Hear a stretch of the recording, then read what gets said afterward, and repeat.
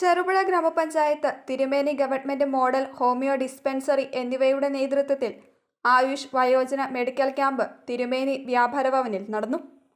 Panchayat president KF Alexander ഉദ്ഘാടനം ചെയ്തു.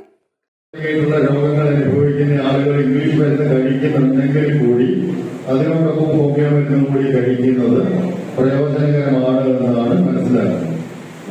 അപ്പൊ ആ തരത്തില് നമ്മളിവിടെ ആദ്യമായ ഒരു സംരംഭമാണ് ഈ വയോജന മെഡിക്കൽ ക്യാമ്പുകൾ പലതും നടന്നിട്ടാവുമെങ്കിലും വയോജനങ്ങൾക്ക് മാത്രമായിട്ടുള്ള ഒരു മെഡിക്കൽ ക്യാമ്പ് ആരംഭമായ ഈ അടുത്ത വർഷവും ഇങ്ങനെ നടക്കുന്നുണ്ടെങ്കിൽ തീർച്ചയായും വരും വർഷങ്ങളിൽ നമുക്ക് കൂടുതൽ ആളുകൾ ഇതിന്റെ ഗുണഭോക്താക്കളായി എത്തിച്ചേരുമെന്ന കാര്യത്തിലും സംശയമൊന്നും വേണ്ട.